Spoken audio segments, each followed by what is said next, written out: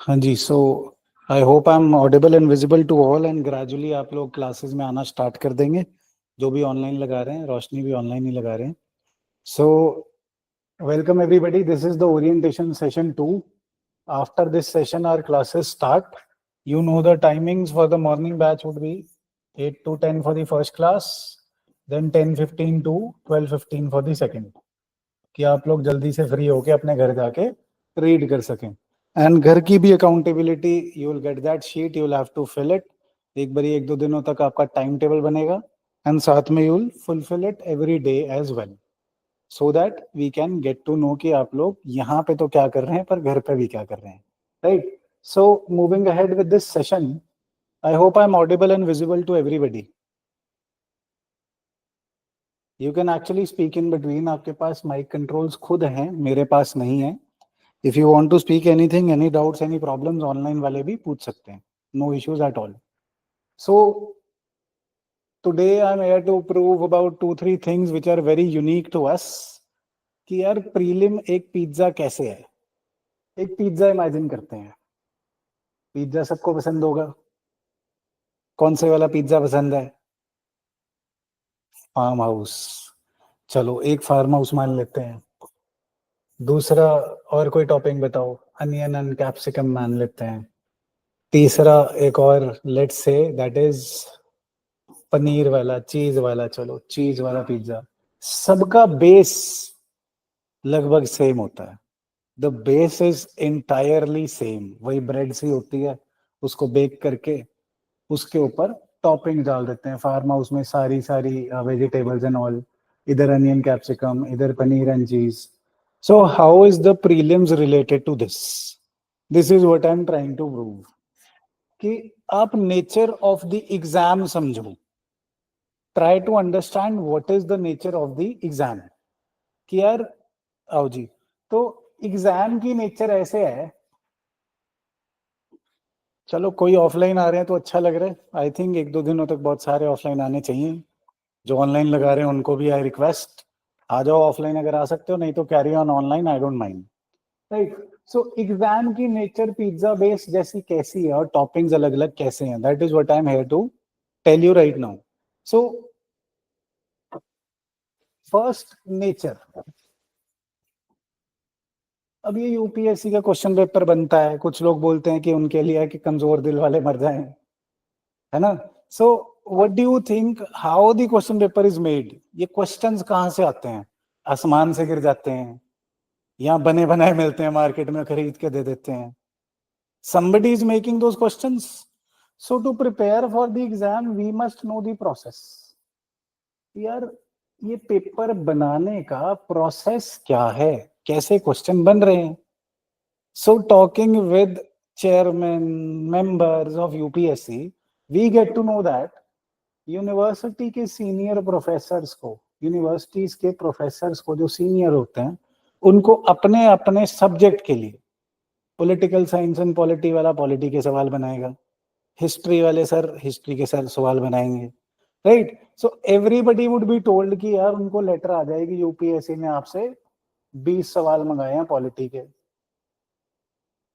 Right? तो अब वो 20 सवाल बनाने के लिए what is the letter, and look at the, try to imagine the nature of that person जो 20-30 साल से, 15-20 साल से कॉलेज में पढ़ा रहा है, रिटायरमेंट पास आ रही है, यूपीएससी की लेटर ये आई है कि यार 20 सवाल भेजने हैं अपने अपने सब्जेक्ट के, प्रीलिम के स्टैंडर्ड के, राइट? सो प्रीलिम के स्टैंडर्ड के ऐसे कि कट ऑफ ज्यादा हाई ना रहे, कट ऑफ लो ही रहे। हेंस, मैम ऑफ ऑनलाइन वाला ऑफ कर देना, नहीं तो डिस्टर्बेंस रहेगी, है ना? So nature of the questions कैसे रहना चाहिए कि कट ऑफ लो रहे और आपने अपने सब्जेक्ट के बना के देने हैं। Now that person as a professor is worried कि यार मैं अपने लिए क्वेश्चन बनाऊं कि मेरे पे एक्सप्लेनेशन ना हो और स्टैंडर्ड लगभग वही मेंटेन रहे जो पिछले सालों में आ रहा है। So what is he looking at while making the questions? The previous year questions. First thing to consider कि नेचर ऑफ क्वेश्चन पिछले 3-4 साल की रहेगी। एग्जैक्टली पिछले साल वाला क्वेश्चन वो कॉपी नहीं करेगा, खासकर जब से एचसीएस का क्लेश हुआ था। HCS में 38 क्वेश्चन CSAT में रिपीट हुए थे, उस पर रेट डली थी, वो रेट भी हमने डाली थी कि आप लोग क्या कर रहे हैं। हेंस बिल्कुल प्रीवियस ईयर के क्वेश्चन तो नहीं आने वाले, बट जो पिछले 3 से 5 साल हैं उनके क्वेश्चंस देख करके that person would be making questions. One condition is this, based upon PYQ. Second condition, he is an old man. Does he have motivation to study as much as you do for this exam? कि वो खुद से जा करके सारी किताबें आपकी standard books पढ़ेगा, मैगजीन पढ़ेगा, फिर सवाल बनाएगा? कभी भी नहीं. वो उस टॉपिक को 20 साल से पढ़ा रहा है, उसकी मेजर थिंग्स या मेजर टॉपिक्स में ट्वीक करेगा मतलब उसमें कोई ना कोई चालाकी डाल देगा, क्योंकि उसे ये बोला गया कट ऑफ हाई नहीं जानी चाहिए, मुश्किल रहना चाहिए. क्यों कट ऑफ हाई नहीं जाने देते? Because prelims is not an exam of selection, it is an exam of rejection. 10 lakh में से लगभग 12,000 लोग लेने हैं. अगर 200 में से 200 कट ऑफ होगी तो बाहर किसको निकालोगे? This is not a school exam की सबको 99% दे दिए. ऐसा एग्जाम बनाना है नेचर ऑफ द एग्जाम करके कि 90% से ज्यादा लोग, 90% क्यों, 95% से ज्यादा लोग बाहर निकालने, जो प्रीलिम फेल हो गए फिर करेंगे कुछ ना कुछ, है ना. So hence nature of the exam is such and the nature of question making is such कि मेजर टॉपिक्स के ऊपर ट्वीक्स लगे होंगे. Hence question formation is based upon these two things primarily, PYQs पे and the changing of tricks पे. तो अब क्या सिर्फ बात पर विश्वास करना है? नहीं, एग्जाम्पल देखते हैं. एक सिंपल सी पॉलिटी की स्टोरी सुनाता हूं मैं, छोटी सी स्टोरी है, सिर्फ इतनी सी बात से आपका हर साल एक एक दो दो सवाल निकलते हैं. वेरी सिंपल, बिल्कुल फैमिली सेटअप में चलते हैं. Let me have a free slide, just a minute.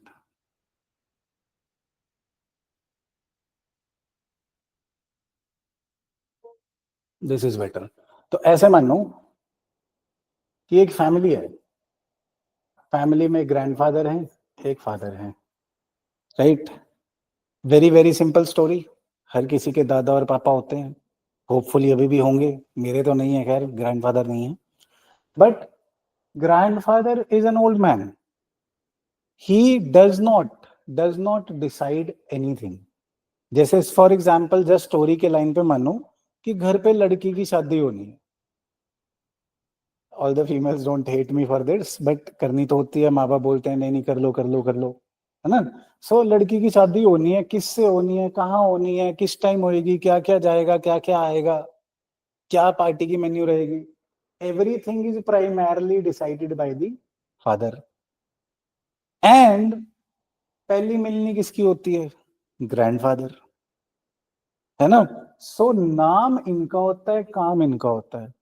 Family setup में ऐसे ही पॉलिटी में सेंट्रल लेवल पे प्रेसिडेंट ग्रैंडफादर है और father council of ministers headed by PM. Council of ministers headed by PM, right. So similarly, sorry for the disturbances यार, इसको कर लेंगे हम cover. So council of ministers headed by the PM. State level पे president के सिवाय grandfather कौन है? गवर्नर. और यहाँ पे council of ministers headed by CM. इसको गलती ये नहीं करनी कि कल्ला PM लिखना है, काउंसिल ऑफ मिनिस्टर्स लिखना, नहीं तो कंसेप्ट फॉल्टी हो जाता है. हाँ, रिमेंबर दैट. सो जो भी कुछ होगा, काम होगा किसका? पापा का या काउंसिल ऑफ मिनिस्टर्स का. नाम होगा किसका? इनका. सो इतने छोटे से कंसेप्ट को ट्वीक करके 2 साल में 3 सवाल आ गए. फॉर एग्जाम्पल 2023 और 24 में क्या सवाल आए हैं? एक साल सवाल आता है about the, no sorry, not this governor, that the chief minister submits report to. किसको देंगे चीफ मिनिस्टर रिपोर्ट? जरा ये फैमिली वाला हिसाब लगा के बताओ. हाँ जी, गवर्नर को देनी चाहिए। यहाँ पे वो ट्वीक क्या करता है बंदा, 2-3 कंसिडर द फॉलोइंग स्टेटमेंट्स में घुमा फिरा के सिर्फ एक ही रेलेवेंट स्टेटमेंट होती है, CM submits report to the union finance minister. कि अगर कोई बजटरी चीज है तो उसमें सीएम को रिपोर्ट यूनियन फाइनेंस मिनिस्टर को करनी है। पहली बात तो ये समझो, इस फैमिली का फादर कौन है, प्राइमरली सीएम। तो काउंसिल ऑफ मिनिस्टर्स तो इधर यूनियन फाइनेंस मिनिस्टर तो छोटा रहेगा इससे। जो कोई भी रिपोर्ट सबमिट होगी he will submit to him, not to him. अगर करनी भी होती फिर भी इसको कर सकते थे, बड़े दादा हैं, इसको तो ना करते। सिमिलरली अगले साल, अब वो प्रोफेसर समझो, प्रोफेसर को बोला भैया सवाल बना दो, उसने प्रीवियस ईयर देखे, ये ट्रिक देख ली कि यार ये अच्छी ट्रिक है। अगले साल वो सेम सवाल को चेंज करके इसी कंसेप्ट से बना देता है। द क्वेश्चन इज 24 में आता है कि यार the union budget is laid down by, कौन ले डाउन करता है पार्लियामेंट में union budget? By union finance minister on behalf of, किसके होना चाहिए, किसके बिहाफ पे करेगा यूनियन? प्रेसिडेंट। वही सेम ट्रिक को वो क्या करता है, यहाँ पे लिख देता है prime minister. And then we say ये सवाल डिटेल में आ रहे हैं। अरे भाई सवाल डिटेल में बिल्कुल नहीं आ रहे। ऐसे 20-25, जैसे पिज्जा का एग्जांपल दिया था मैंने, कि वही 15-20 तरीके के पिज्जे हैं, फार्म हाउस वाला है, पनीर टिक्का वाला है, और वही कैप्सिकम है, मैक्सिकन है, और कौन सा होता है, और कोई होता है, इटालियन पेपरिका होता है आई थिंक, और क्या होता है? अरे पिज्जा पे तो आप लोग पार्टिसिपेट कर सकते हैं madam. You don't like pizzas, Domino's में दिख गए फिर। एनी हाउ, सो वैसे ही जैसे 20-25 तरीके के पिज्जाज पे टॉपिंग्स डाले जा सकते हैं, वैसे ही प्रीलिम में वही 20-25 तरीके की ट्रिक्स बनाई जा सकती हैं, जो due to nature of the exam, the question primarily and more importantly, आजकल जो सवाल आ रहे हैं उससे प्रीलिम और आसान हो गया। कंसिडर द फॉलोइंग आ गया है, 3-4 स्टेटमेंट्स होती हैं और उनमें एक आधी में ट्रिक होती है। सो प्रीलिम तो प्राइमरली पढ़ने का एग्जाम है ही नहीं, जस्ट एक बेस इकट्ठा कर लो और ऊपर ये ट्रिक सीख लो। प्रीलिम तो आप चलते चलते ऐसे जाएंगे पास करके, जैसे पिज्जा शॉप में जाते हैं, right? So that is my idea. One more thing to consider is nature of the exam.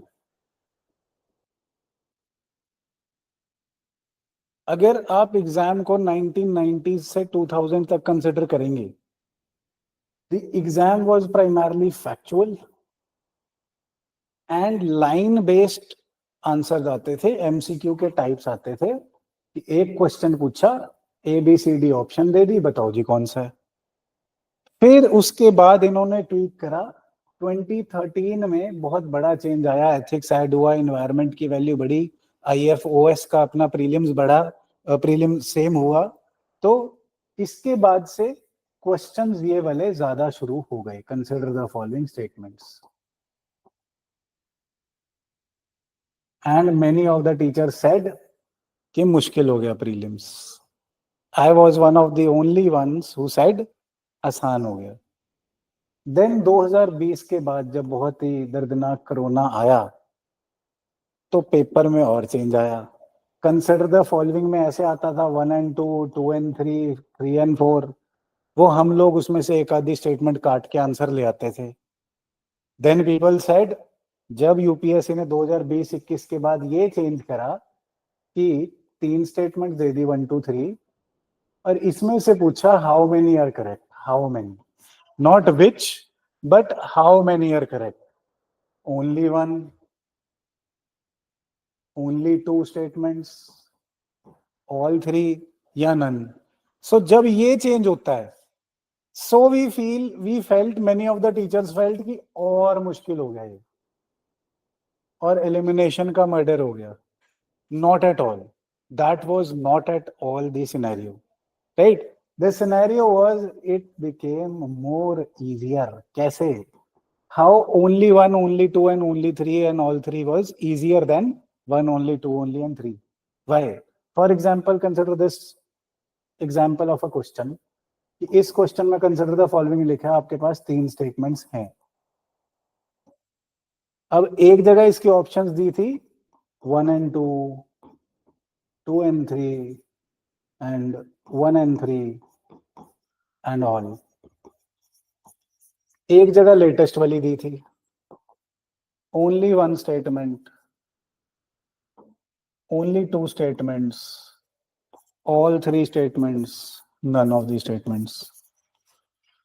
So for example this question 3 statements में आपको लगता है, let's say आपको लगता है कि 1 और 3 सही है, you are in doubt कि 1 और 3 सही है, 2 गलत है, तो इधर आप आंसर करते 1 and 2 सही मानेगा, सी ए करते ना, 1 and 3 सही है, चलो ये करते हैं आप आंसर. बट असेंशियली 1 सही है और 2 सही है, 3 गलत है, तो आंसर क्या होना चाहिए था? ए. आंसर क्या कर दिया आपने? सी. हो गई नेगेटिव मार्किंग. अब सेम क्वेश्चन बट ऑप्शन ये हैं, आपको लग रहा है 1 and 3 सही है, आप क्या आंसर करोगे? 2 स्टेटमेंट्स. सिमिलरली इसमें आंसर सही हो गया, इसमें आंसर गलत हो गया. तो एलिमिनेशन का मर्डर नहीं है, एलिमिनेशन की प्रमोशन है ना. इससे हैकिंग एंड अटेम्प्टिंग और आसान हो गया, right. It is just about your approach and सोच. It is not at all about the prelims becoming very very very difficult, right. Hence हमने ये प्रूव करा कि how it is the same base with different topics. यही है prelims का राज और यही हमें समझना है throughout the course, right. This is what we are supposed to learn. This would be our approach over here कि यार प्रीलिम तो कुछ भी नहीं है, हमने वैसे ही उसे हुआ बना रखा है कि प्रीलिम नहीं पास हो रहा, बिकॉज सेम नेचर के क्वेश्चंस आ रहे हैं, बिकॉज क्वेश्चन पेपर सेटिंग कैसे हो रही है वो हमने देखा है ना. तो क्वेश्चन पेपर सेटिंग अगर कोई बूढ़ा आदमी कर रहा है और वो ट्रिक्स चेंज कर रहा है, तो हम अपने सोर्सेज क्यों चेंज करी जा रहे हैं? हम एक ही सोर्स पे लिमिटेड पढ़ाई रखें और उन ट्रिक्स को समझने की कोशिश करें. That is where we will succeed with this prelims. Is it so difficult? जो अभी मैंने एग्जांपल बताया आपको ग्रैंडफादर वाला एंड फादर वाला, was it that difficult? Not at all, right. So then coming to mains, how mains is like a garlic bread. सारी pizza shop में हमने तैयारी करा देनी है. हाँ जी, क्लास के बाद पिज्जा मंगवा देना. चलो ठीक है, बाहर स्कैनर लगा हुआ है, स्कैन कर देना. ठीक है, कौन सा पिज्जा खाना है बताओ?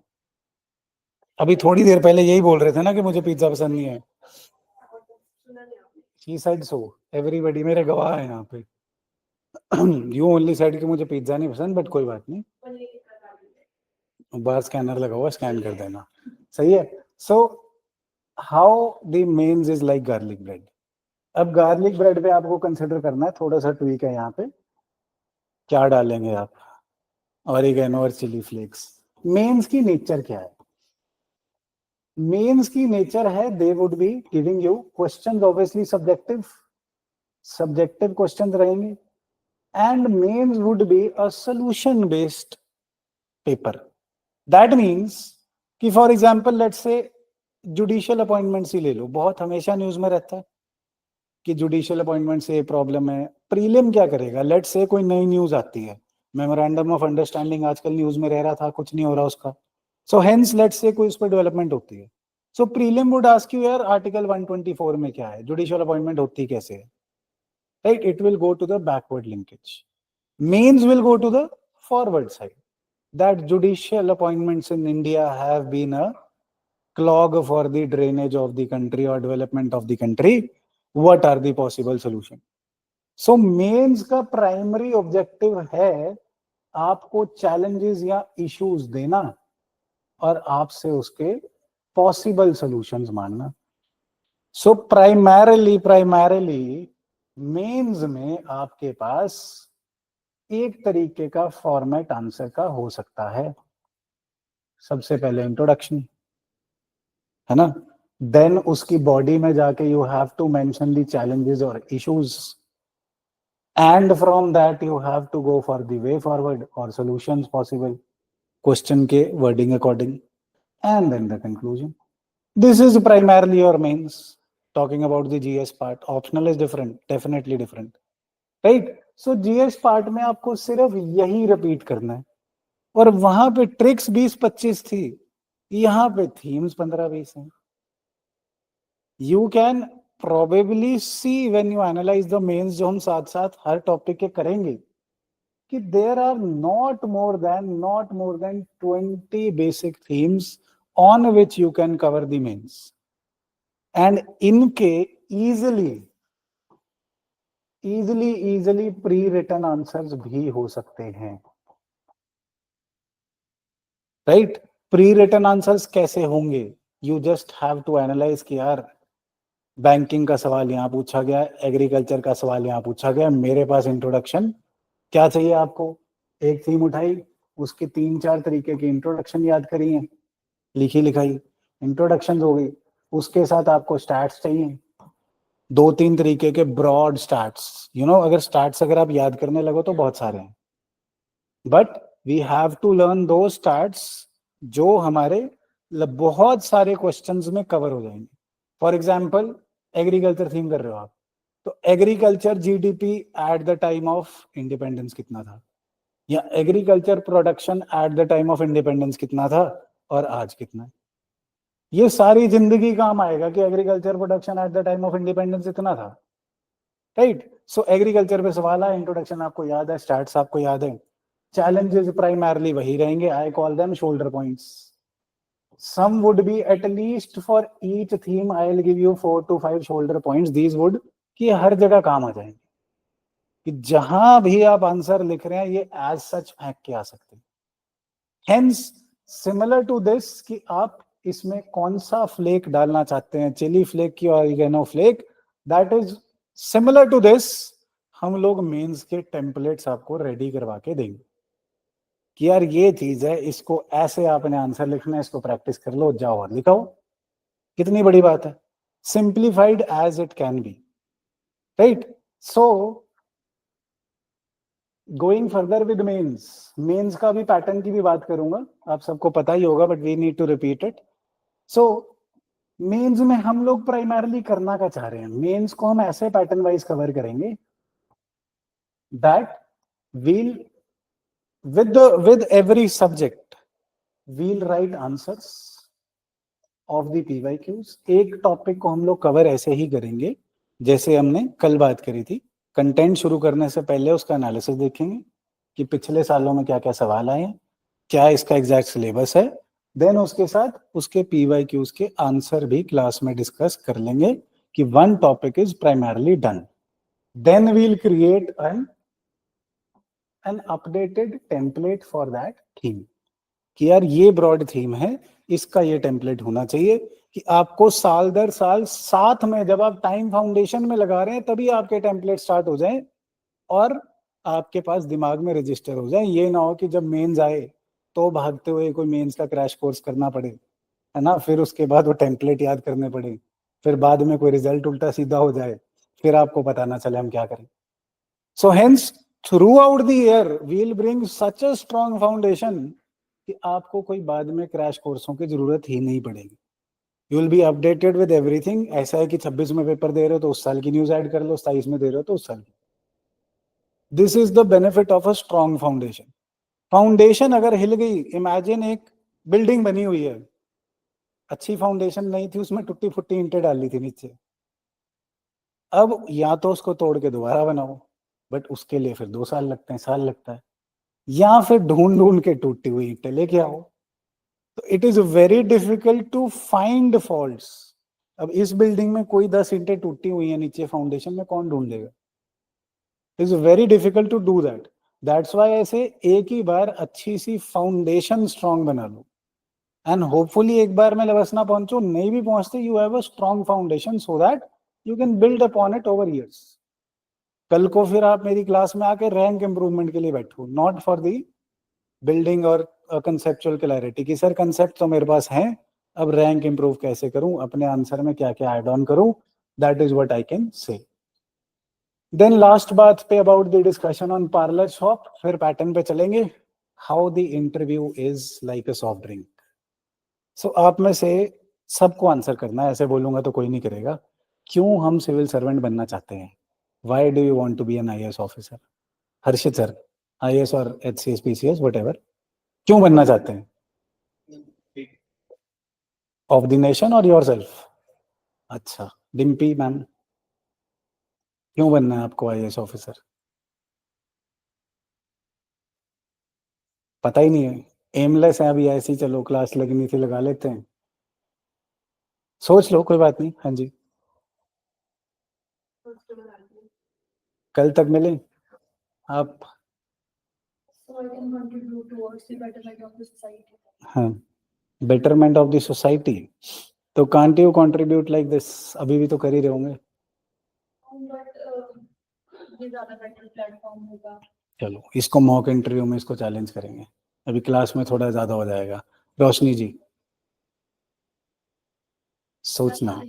I just want that जितनी भी पॉलिसीज वगैरह है वो ढंग से इम्प्लीमेंट हम करवा सकें इन अ बेटर वे, क्योंकि बहुत सारे लोग हैं जिन तक वो पॉलिसी जिनके लिए बनी होती है उन तक नहीं पहुंच पाती है, और जो चिल्ड्रन है उनको भी बहुत सारी चीजों की नॉलेज जो उस एज पे होनी चाहिए वो नहीं होती है. All right. So to improve the education system and the policy implementation. Okay, again mock में इसको और करेंगे. हाँ जी. इसलिए आई थिंक मेरा पोटेंशियल है तो मैं बेस्ट यूटिलाइज इस वे में कर सकती हूँ कि मैं अपने लिए स्टेबिलिटी लाऊं और सोसाइटी को कुछ ऐड कर सकती. Right, fair enough. This answer is fair कि मेरे को पहले अपने लिए स्टेबिलिटी चाहिए. ऑनेस्ट आंसर लग रहा है ना? This is what I would recommend actually, कि जो आपकी इंटरव्यूज ले रहे हैं ना वो बेवकूफ नहीं बैठे हैं. वो रिटायर्ड सिविल सर्वेंट्स हैं, उन्होंने सारी जिंदगी नौकरियां करी हैं, उनको पर्सनैलिटी पढ़नी आती है ना? They have cleared this exam, they have been doing the the civil servant job, they understand. So जितना honestly आप आंसर कर पाए. पर यूजुअली आंसर क्या होता है कि मेरे को पब्लिक को बढ़ावा देना है, मेरे को पब्लिक सर्विस में इम्प्लीमेंटेशन करानी है, सोसाइटी का भला करना है. सो एक तरह से अगर आप कोल्ड ड्रिंक्स को देखो, कोल्ड ड्रिंक्स कौन सी हैं? ज्यादातर कोका कोला है, और क्या है? पेप्सी है, और कौन सी है? किसी की फेवरेट होएगी माउंटेन ड्यू, और कौन सी रहेगी? स्प्राइट, फैंटा, कुछ तूफानी भी तो करना है, थम्स अप. सो ये सारी कोल्ड ड्रिंक्स बेसिकली है क्या? These are just carbonated water with lots of sugar. Carbonated water with lots of sugar. और है क्या इनके पास? कुछ नहीं, जस्ट छोटे छोटे चेंजेस हैं.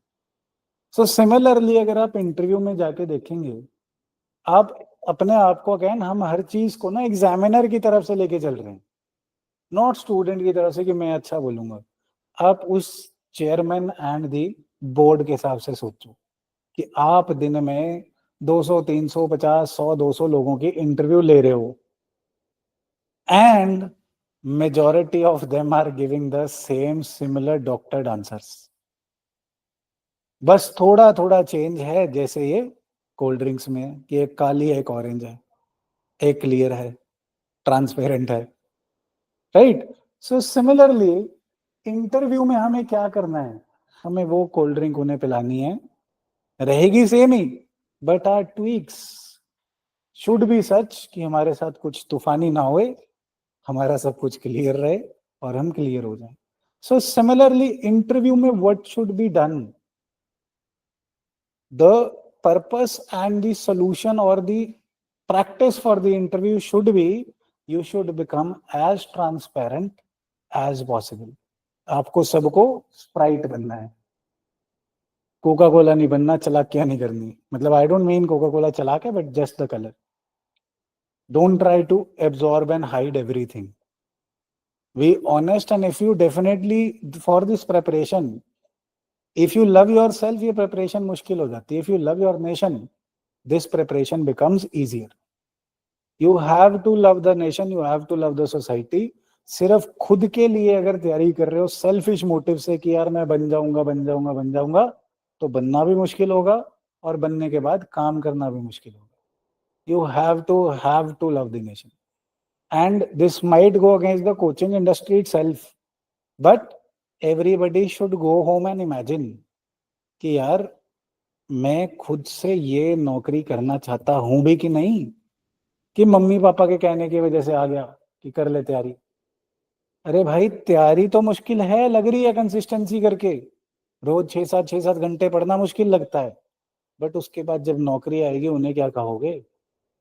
अभी तो टीचर को कह देते हो कि यार मुझे ये बिजी था, दिवाली आ गई, वो हो गया, फलाना हो गया. पर जब नौकरी करोगे, that is a 24/7 job. Always remember, uneasy lies the head which wears the crown. अगर आप बहुत ज्यादा एंजाइटी के प्रोन हैं या एकदम गुस्सा और एकदम खुश हो जाते हैं, so you control that to become calm. Calmness is the most essential trait for this services for an individual. For the services, obviously man management is the best. कि आपने दूसरों से काम कराना, आप अधिकारी हैं, कर्मचारी नहीं हैं. बट अगर आप अपने आप को काम नहीं रखना चाहते, या फिर आपको पैसे से प्यार है, पैसे वाली सर्विस नहीं है ना. पैसा does not matter. You will see कि जो आपके दोस्त हैं, आपके क्लासमेट्स प्राइवेट सेक्टर में हैं, अपने अपने बिजनेस चला रहे हैं, वो ज्यादा अमीर हैं अदर देन सिविल सर्वेंट्स. जो सिविल सर्वेंट है, सरकारी सेवा है, उसका बेसिस अगर आपने गवर्नेंस कभी पढ़ा है या पढ़ना है तो आपको पता होगा गवर्नमेंट सर्विस है. Service means not for profit. It is not for profit. इतना मुश्किल एग्जाम पास करके 1 लाख रुपए सैलरी कुछ नहीं होती है ना. यहाँ फेल हुए हो एग्जाम में, इससे ज्यादा सैलरी ले रहे हैं जो प्रीलिम में फेल हुए हैं. You've seen the institutions and the academies, right? So it is not about just कि यार मैं पेपर पास कर लूंगा. शॉर्ट टर्म मायोपिक विजन छोड़ दो, तब आपको समझ आएगा कि मैं कुछ बड़ा कर रहा हूं.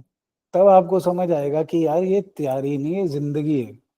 Then anxiety will be wiped out कि हाँ मैंने खुद के लिए सोचा है, एंड आई हैव टू, नहीं I want to do this. मैं ये करना चाहता हूं, है ना. मैं ये जिंदगी चाहता हूं जब मैं सारा टाइम किसी ना किसी चीज में एंगेज रहूंगा, है ना. जब भी चल रहा है मैं काम माइंड के साथ रहूंगा. चाहे बहुत तगड़ी पार्टी हो रही है तब भी आई एम काम, हैप्पी एंड काम. चाहे कोई स्ट्रेसफुल सिचुएशन है तब भी आई एम हैप्पी एंड काम. मेरे दिमाग में कभी ऐसी बातें आ ही नहीं रही है, headless chicken, where do I go, what do I do. कुछ भी होता है मैं उसके प्रोज एंड कॉन्स करके खुद से डिसाइड कर लेता हूँ. This is what preparation is. अगर हम इसको एक लाइफस्टाइल, एक जिंदगी मान के चलेंगे, तो हमें जिंदगी में कभी ये प्रॉब्लम नहीं आएगी इस प्रिपरेशन में ना नौकरी में कि यार ये चीजें कैसे कंप्लीट करनी थी, सिलेबस क्यों नहीं पूरा हो रहा, मैं पास क्यों नहीं हो रहा या हो रही.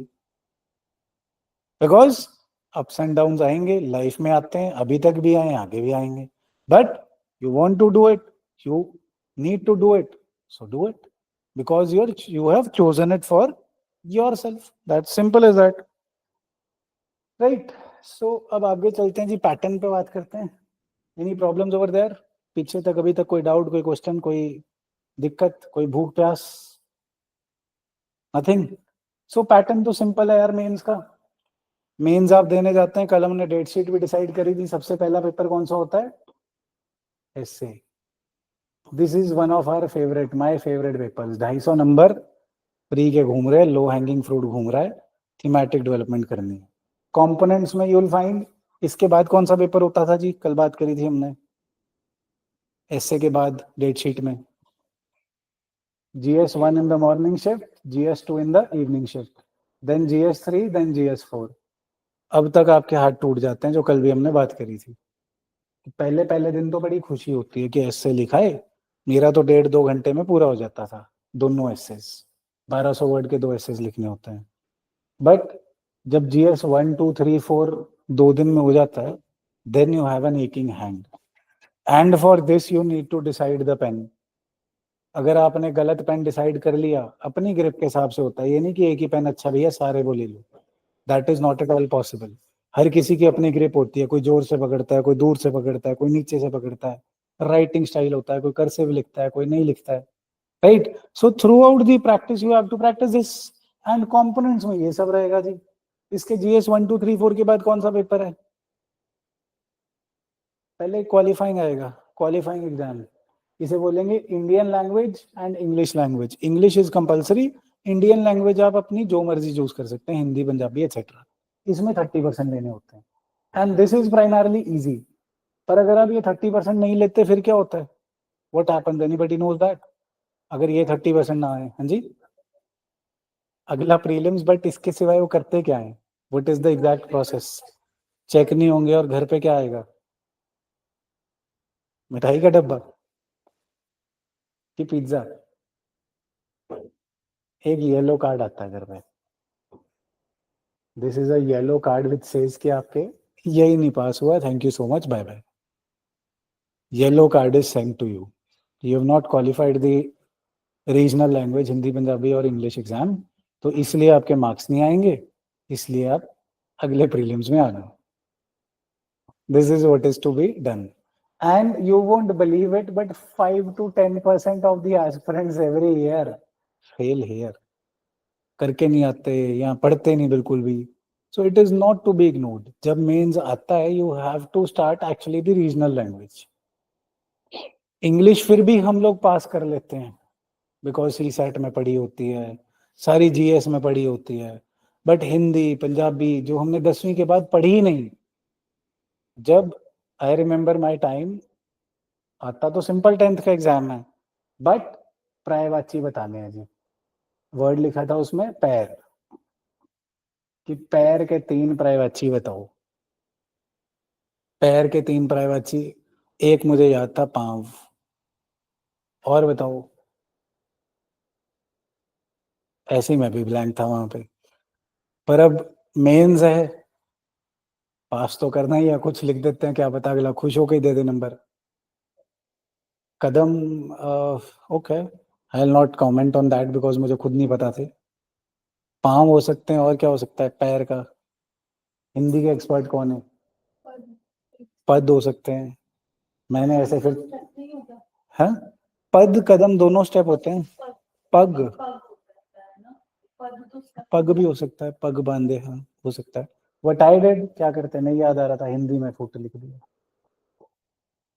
So but this should not be done, this should not be done, है ना। ऐसे ही फिर सवाल आया, 2 वर्ड्स दे देते हैं, लक्ष्य और लक्ष्य, इनमें ऐसे सेंटेंस बनाने कि इनका मतलब समझ आ जाए, इनका मतलब समझ आए। जस्ट अ मिनट,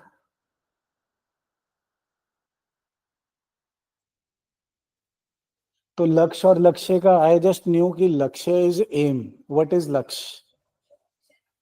मुझे भी नहीं पता था, पर मेरे को पेपर में जाके पता लगा अलग अलग होते हैं। अब क्या करें, अब मतलब तो पता नहीं। तो लक्ष्य का मुझे पता था कि लक्ष्य मीन्स एम, उसका तो सेंटेंस बना दिया। अब लक्ष्य का मतलब तो पता नहीं, सेंटेंस बनाना है, क्या करोगे? What can be the innovation? Sentence तो बनाना ही है ना, बना के दिखाओ, इनोवेटिव ऑन द स्पॉट। लक्ष्य एंड लक्ष्य, लक्ष्य तो कर दिया, अच्छा जी मेरा लक्ष्य है सिविल सेवा परीक्षा को पास करना, लक्ष्य क्या क्या बनाओगे? Any imaginative minds?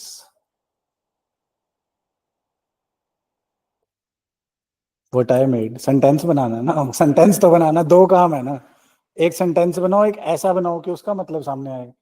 अब मतलब तो मुझे भी नहीं पता सामने कैसे आएगा, तो आई रोट दिस एग्जैक्टली, लक्ष्य का मतलब क्या है, क्वेश्चन मार्क, सेंटेंस तो बन गया, सेंटेंस तो बन गया ना, आधा काम तो हो गया, and I passed it. But totally ignore नहीं करना इसे। I had read Hindi over there, I had attempted essays और निबंध in Hindi, that is easily I could clear this. But totally ignore कभी नहीं करना, नहीं तो यहीं पे अगर पैर फंस गए और मेंस में ये रह गया, येलो कार्ड हो गया, तो प्रीलिम के रिजल्ट के बाद तो सुसाइड का मन कर रहा था, मेंस के बाद तो करके आओगे जाके कि यार ये क्या किया, पूरा मेंस दे दिया और यही नंबर नहीं आए। Right? So be very very calm and सब कुछ पता होना चाहिए। हाँ जी, मेरे को भी बता दो, मैं भी हंस लूंगा। सो कंटेंट्स हो गए जी, एससे हो गया, जीएस 1 2 3 4 हो गया। ऑप्शनल, ऑप्शनल को ना यार बड़े ध्यान से चूज करना। ऑप्शनल को चूज करने से पहले 2 3 चीजें ध्यान रखने वाली होती हैं। अपना background, optional for the aspirant, normal life में जैसे एक लड़की के लिए उसका हस्बैंड या फिर लड़के के लिए उसकी वाइफ होती है, वैसे एस्पिरेंट के लिए ऑप्शनल होता है ना? चाहे वो चंगा हो चाहे माड़ा हो, मतलब अच्छा हो चाहे बुरा हो, आपको पसंद होना चाहिए, आपकी बननी चाहिए उससे। सिमिलरली ऑप्शनल है, पीपल विल टेल यू कि यार ये ऑप्शनल अच्छा नहीं करता, वो है ऑप्शनल अच्छा नहीं करता, आपको पसंद है ना, आपके मार्क्स आएंगे। रैंक्स हर किसी ऑप्शनल से आए हैं। एंथ्रोपोलॉजी से भी रैंक आए हैं, रैंक 1। पॉल साइंस पीएसआईआर से भी आए हैं, रैंक 1। सोशियोलॉजी से भी आए हैं। एंड रैंक्स हर एक ऑप्शनल से आते हैं। अगर कोई ऐसा ऑप्शनल होता जिससे रैंक आया ही नहीं आज तक, वो हटा देता UPSC. They not fools. So this optional specifically for the science background students, coachings ने क्या करना है कि यार आपको पुश करेंगे कि भैया सोशियोलॉजी ले लो क्योंकि हम पढ़ा रहे हैं। जुआलॉजी मत लो, अच्छा नहीं है बिकॉज हमारे पास नहीं है ना?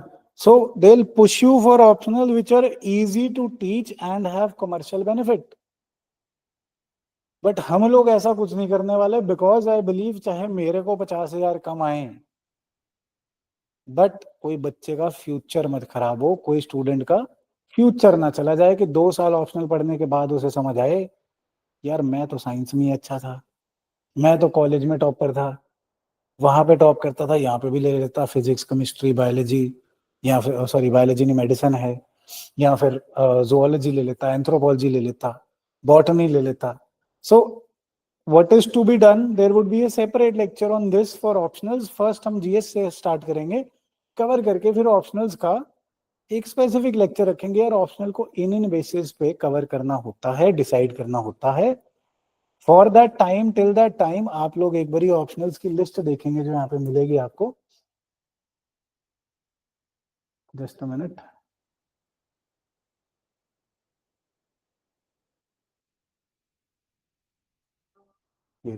लिस्ट ऑफ ऑप्शनल देखेंगे और इसमें से नैरो डाउन दो सब्जेक्ट्स 2 3 4 और 5 which you feel you can cover, या पहले पढ़े हैं, या आपको लगता है कि सब्जेक्ट मैं पढ़ना चाहता हूँ। किसी को हिस्ट्री लगता है, किसी को पॉल साइंस लगता है, किसी को बॉटनी लगता है, फिजिक्स लगता है। वो 3 4 सब्जेक्ट्स को नैरो डाउन कर लो एक बारी पढ़ के। अगर नहीं समझ आ रहा तो सिलेबस इनके साथ ही दिया होता है, नीचे सिलेबस होता है नोटिफिकेशन में, वो भी you can see. So you are suppose to do that only for the time being, कि हम लोग एटलीस्ट नैरो डाउन सब्जेक्ट्स पे फिर डिस्कशन कर सकें। राइट? सो मेंस के पैटर्न में कल भी हमने डिस्कस की थी बात, आज भी कर लिए। एनी इश्यूज और प्रॉब्लम हो तो बताओ, because this is a very serious issue which is usually neglected. कि एक बार तैयारी करने के बाद, 1 साल पेपर की तैयारी करने के बाद हमें अच्छे से पैटर्न ही नहीं पता होता, and we do not know what lies ahead. Again I repeat कि सिर्फ क्लास में आके मैं पॉलिटी पढ़ा जाऊं, हिस्ट्री पढ़ा जाऊं, ज्योग्राफी पढ़ा जाऊं, उससे पेपर नहीं होने वाला। ये तो वो बात होगी ना, आपको दिवाली वाले दिन पटाखे दे गए वो डब्बा, आपने पहली बार देखे थे, यू डिडंट नो कि इनसे करना क्या है, इसको आग लगानी है, कि इसको सिर पे मारना है, कि इसको रोटी के साथ रख के खाना है। यू डोंट नो, क्या करोगे? सो कंटेंट कल्ला देना does not mean you are prepared for the exam. How to use it, what is going to happen. I think these two orientations were to prove कि यार पेपर में होने क्या वाला है, पेपर की प्रिपरेशन कैसे की जाती है, and what are the strategies you need to follow. इसके बाद क्या होगा, इंक्लूडिंग अस, कोई भी आपको मिसगाइड नहीं कर सकता कि यार मैं अच्छा पढ़ा रहा हूं, है ना? Hence we'll follow the exact same pattern which we decided yesterday, कि पहले कोई भी कंपोनेंट शुरू होगा आपको उसका पीवाई क्यू एनालिसिस मैं कराऊंगा, सिलेबस दिखा के, सिलेबस आपको याद होना चाहिए कि कल को कोई भी उसमें सिलेबस पॉइंट ना रह जाए। Trust me, many of the batches do this, कि बिठा दिया, पढ़ाना शुरू कर दिया, पढ़ा पढ़ा के खत्म कर दिया जी, हो गया। अब स्टूडेंट को पता ही नहीं पढ़ना क्या था, वो बाद में जब पेपर दे के आता बोलता है यार ये तो कई जगह तो एथिक्स ही नहीं पढ़ाया हुआ, बच्चों को पता ही नहीं एथिक्स भी होता है ना। साइंस पढ़ाया आधा पढ़ा दिया, इकोनॉमिक्स पढ़ाया 5-6 टॉपिक करा दिए। अरे भाई सिलेबस तो देख लो यार, syllabus over here it is. ये सब्जेक्ट्स के आइडियाज हैं, GS1 में क्या क्या है, हिस्ट्री है 4 तरीके की। आजकल वर्ल्ड हिस्ट्री कम आ रही थी, इस साल आ गया सवाल, नहीं तो नहीं आ रही थी। बट वर्ल्ड हिस्ट्री को कवर करना सबसे आसान है। जाने को आप 50 लेक्चर कर सकते हैं। एक नीली सी किताब भी आती है, मुझे ऑथर भी भूल गया, किसी को याद है? नॉर्मन लुई वाला, हाँ। तो वो भी पढ़ सकते हैं। बट सवाल यार 3-4 ही आते हैं इसमें। इंडस्ट्रियल रेवोल्यूशन हो गया, वर्ल्ड वॉर्स होगी, और post the world between the two Wars. So question बड़े सिंपल सिंपल से हैं। जिस चीज को जैसे जैसे कवर करना वैसे ही करना, PhD या नहीं करनी। ऐसे ही इकोनॉमिक्स है। चलो GS वाइज देखते हैं। सो एंशियंट, मिडीवल एंड मॉडर्न में से, एंड कल्चर हिस्ट्रीज में से, कल्चर का रोल मेंस के लिए सबसे ज्यादा है। सबसे ज्यादा कल्चर का रोल है। सब्जेक्ट वाइज एनालिसिस करेंगे, बट मेंस में कल्चर के सवाल पिछले कई साल से सबसे ज्यादा आ रहे हैं। प्रीलिम में तीनों के आ रहे थे, इस बार मॉडर्न से कम आए हैं। नहीं तो मॉडर्न से 8-10 आते थे, इस बार मॉडर्न से एक, नहीं तो आर्ग्यू कर लो 2, ज्यादा नहीं। राइट। एंशियंट एंड मिडीवल में हम लोग इसको ना मिक्स करके पढ़ते हैं आर्ट एंड कल्चर के साथ, बिकॉज कल्चर पढ़ना बहुत जरूरी है, जो बहुत जगह अवॉइड करा जाता है कि कल्चर के कुछ टॉपिक्स हैं। अगेन सिलेबस से चलो, आर्ट, आर्किटेक्चर आपको याद होना चाहिए क्या क्या करना है। अगर सिलेबस नहीं पता तो आप कुछ मिस कर जाओगे, उसमें सवाल आ जाएगा। So these are the broad topics, ये लगभग सबको पता होते हैं। ये पहले पेपर में हिस्ट्री, ज्योग्राफी और सोसाइटी आना है, ठीक है, पता है। दूसरे पेपर में polity governance and IR and social justice आना है, ये भी पता है।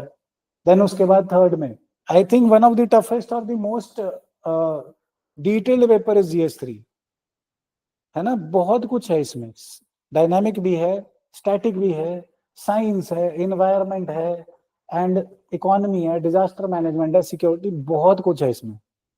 मतलब ऐसे मान लो कि 2-3 सब्जेक्ट छोड़ के सब इसी में ही है ना। 1-2 यहाँ निकल गए मेन मेन सब्जेक्ट्स में से, ज्योग्राफी, हिस्ट्री, पॉलिटी, बाकी सारे इधर ही है। So ultimately actually this GS4, इसको हम डबल स्ट्रेटजी कहते हैं। एक चीज सोच के देखो यार, 1700 प्रीलिम के मार्क्स तो गए, प्रीलिम तो आपने क्वालिफाई गया, चला गया। 1750 नंबर का मेंस और 275 नंबर की इंटरव्यू। प्राइमरली आपका पेपर इससे, मेन से पास होता है, प्राइमरली इससे। अगर हम यहीं पे मेहनत कर करा के मोर देन, लेट से आजकल 900 मान लो, 850 मान लो, अगर हम इतने मार्क्स यहीं ले आए, then it does not matter आपको इंटरव्यू में क्या मिल रहा है। अगर आप ध्यान से सोचो तो the exam is primarily based upon this stage, because ultimately cut off list बननी है 2025 में से। अपने को कितने मार्क्स चाहिए इसमें? रैंक 1 के कितने थे लास्ट ईयर? मतलब रैंक 1, हाँ जी, हाँ, तो रैंक 1 to 10 में यही 1100 के आसपास के मार्क्स होते हैं। पहले 2-3 रैंक्स में 4-5-6 नंबर का फर्क हो जाता है, उसके बाद तो आधे आधे नंबर का फर्क होता है। So we have to reach this point कि हम यहाँ पे 900 लेने की कोशिश कर लें। 950 ले लो, मैं रोक नहीं रहा, बट आएंगे नहीं वो, है ना। मैं तो कहता हूँ 1000 ले लो, बट वो मिलते नहीं, right, because again nature of the exam is such. Mains कैसे चेक होता होगा, व्हाट डू यू थिंक? कि पेपर दे दिए, स्कूलों में बांट दिए और आंटियों ने चेक कर दिए?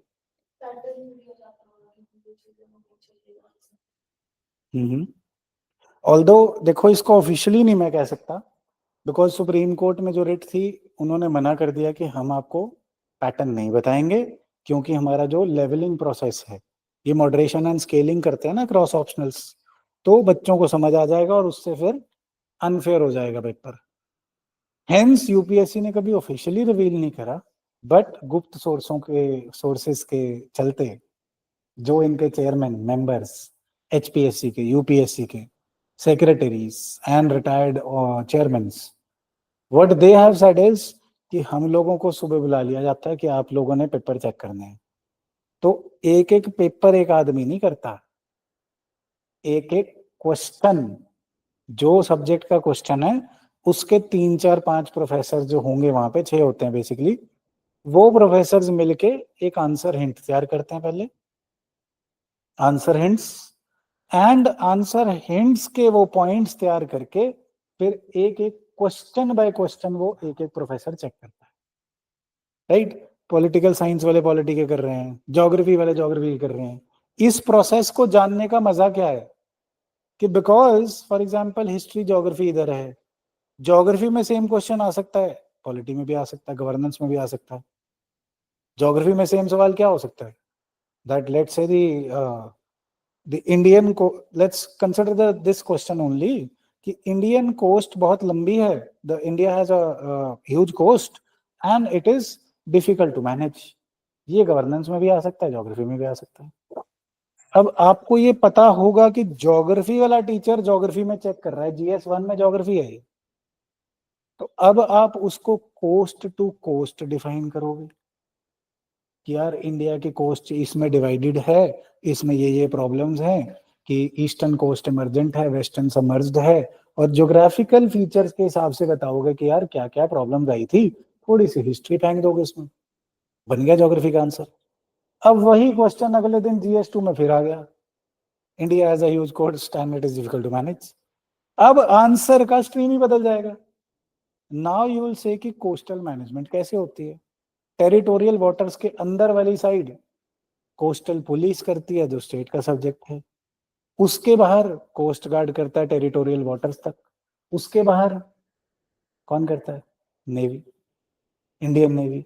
एक्सक्लूसिव इकोनॉमिक जोन तक कोस्टल गार्ड आजकल जाते हैं बट प्राइमरली वो नेवी का है, right. So same question, if you know who is evaluating, if you know the process transparently, then you can write the answers so well that you get the good marks, है ना। Mains में जाके primarily challenge ये होगा कि paper पूरा नहीं होता, बट उसके लिए टेम्पलेटिंग काम आएगी कि आपको पता है क्या लिखना है। And over here knowing the process कि GS1 में यार ज्योग्राफी और हिस्ट्री है, इधर भी सिलेबस याद करने का मजा आएगा। फॉर एग्जाम्पल गवर्नेंस में कोई सवाल आ गया कि यार Swachh Bharat Abhiyan has been a somewhat a success discuss, तो इसमें आपको स्ट्रीम्स चाहिए, पॉइंट्स चाहिए। अब नहीं समझ आ रहा कौन से पॉइंट्स हैं, तो सिलेबस के पॉइंट्स आपके इसमें हेल्प करेंगे कि यार सोसाइटल एस्पेक्ट में कैसे ये सक्सेसफुल रहा है। देन सिलेबस के सिर्फ पॉइंट्स नहीं है, पेस्टल पुस्टल अप्रोच हर कोई लगा लेता है, मार्केट में फ्री में किताबें बांटते हैं उसकी, बट विद इन दैट सब points you can use. Governance के सब पॉइंट्स ऊपर रहने चाहिए, गवर्नेंस के सिलेबस में क्या है वो ऊपर रहना चाहिए कि इंडिया में लेट्स से फिस्कल रिलेशंस को कैसे इसने हेल्प करा है, या फिर फेडरलिज्म को कैसे इसने सपोर्ट करा है, या उसके लिए कैसे चैलेंज बना है। सो जो गवर्नेंस का आंसर रहेगा उसमें गवर्नेंस के सिलेबस के पॉइंट्स ऊपर रहेंगे, जो सिक्योरिटी का आंसर रहेगा उसमें सिक्योरिटी के पॉइंट्स ऊपर रहेंगे, तो आपके ऐसे आंसर बेटर देन अदर्स होते जाएंगे। एक चीज को इमेजिन करके देखो यार, प्रीलिम में तो 10 लाख लोग एग्जाम का पर्चा भरते हैं, 5 लाख लोग लगभग अपीयर करते हैं, उनमें से 12-13 हजार according to vacancies, 13 time the vacancies primarily select होते हैं मेंस के लिए, बट लगभग वो 2-4 लाख जो 5 लाख पेपर भर रहे हैं उसमें 2 से 3 लाख तो यार ऐसे ही आए होते हैं कि चलो दे आते हैं पेपर, और 2-4 हजार जो 13,000 सिलेक्ट होने पहले ही प्रीलिम से सिलेक्टेड होते हैं कि हम तो हो ही जाएंगे। सो it is primarily those 5 to 8,000 spots which you are competing for among the brighter students who are working hard। उन 5-8 हजार में आके जो बाकी गए वो तो कूड़ा था लगभग। ये आपको सारे सिलेक्टेड ऑफिसर्स यही बोलेंगे कि यार जो प्रीलिम से बाहर हो गया वो तो लगभग कूड़ा था, कि यार आप अभी एलिजिबल ही नहीं है यूपीएससी के लिए। Never mind but that is what is true कि अभी यूपीएससी आपका नाम भी नहीं जानना चाहता, अभी आप एलिजिबल ही नहीं है। पर अब क्लियर करने के लिए जब प्रीलिम क्लियर हो गया, अब आप उन 13,000 से लड़ रहे हैं 1000 स्पॉट्स के लिए, जो कि सारे प्रीलिम क्लियर करके आए हैं, सबके दिमाग चलते हैं, सबके पास नॉलेज है। So the real competition begins with me.